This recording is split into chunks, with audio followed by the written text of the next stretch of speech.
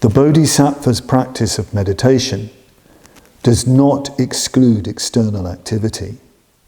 In our case, meditation does not exclude external activity. But the Bodhisattva is practicing something much higher and is able to practice meditation and perform external activities. Internally, the Bodhisattva is absorbed in dhyana, but externally, they are active in so many ways. Like a fire, the Bodhisattvas blaze up into working for others, yet they always remain in the calm of the samadhis and formless attainments. That last quotation, like a fire, comes from a text called the Ratnagotra Vibhaga, and it describes the Bodhisattva being always in samadhi and yet blazing with activity. And the first quotation was from Bhante Sangharakshita, his description of the Bodhisattva's meditation.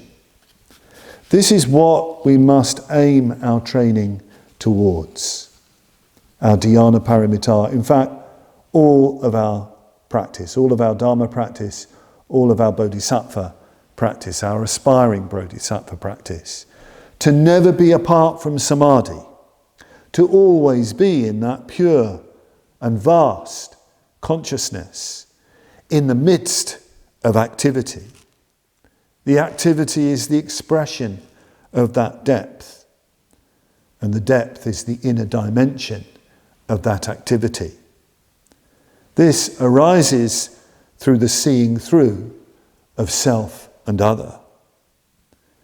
Shantideva says that those who fully realize the non-difference of self and other, which is the same thing as the realization of the essence of voidness and compassion, shunyata karanagarbha, the bodhicitta at the highest level, he says these people, these bodhisattvas, plunge down into the avicii hell, the hell of unending pain, to alleviate suffering, like ruddy geese into a lake of red lotus flowers. This is what our meditation is aiming for. The worst suffering is not regarded by a bodhisattva as suffering at all. The greatest exertion is not regarded as exertion at all. Because the bodhisattva, the world is transfigured. Of course, they know that others suffer, but they have an entirely different relationship to life because they're never apart from the beauty and the profound depths of meditative experience. It's very, very hard for us to understand this and to imagine this. Perhaps we get a glimpse of it when Bhante Sangharakshita tells that story. It's now become quite a famous story of when he was in Nagpur and the news came that Dr. Ambedkar, the great leader of the Buddhists who'd just converted out of the hell of caste, the hell of untouchability, had become Buddhist, had gone for refuge, and he'd died only a few weeks after that great conversion. Sangharakshita was in Nagpur at that time, and he just had to respond. He just had to go throughout Nagpur to the Buddhists of Nagpur, giving lecture after lecture, talk after talk, to attend meeting after meeting, to respond to the tremendous shock, the tremendous blow, tremendous suffering that the new Buddhists, Dr. Ambedkar's disciples, were suffering. And he said in a letter at that time that his state of mind was most peculiar. He said he felt he was operating as if he was in samadhi. That's the word he uses, as if he was in samadhi. There was no thought. There was no thought. It was nirvikalpa, to use the traditional Buddhist term. There was no conceptualization.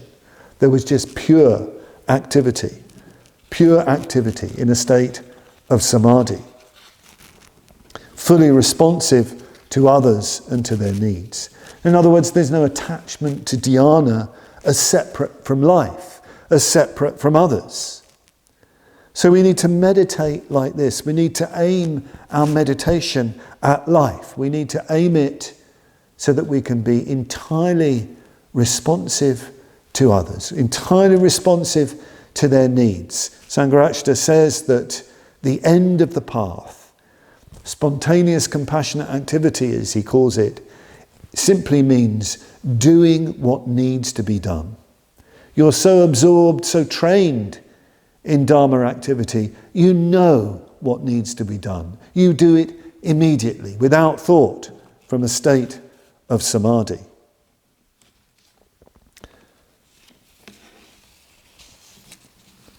Shantideva concludes his discussion of meditation with these words: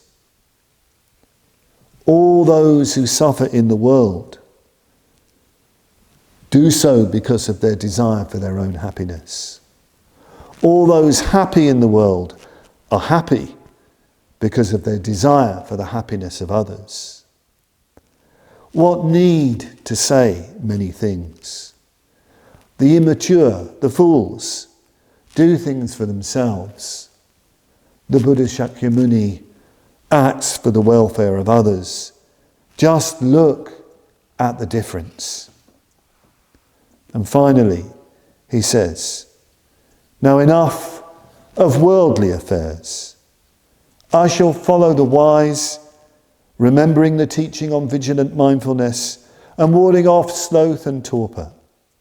Therefore, in order to tear down the obscuring veil, I shall concentrate my mind in meditation, dwelling constantly on the proper object, the bodhicitta, pulling my mind away from false paths. Let's remember these great teachings of Shantideva as we practice dhyana paramita.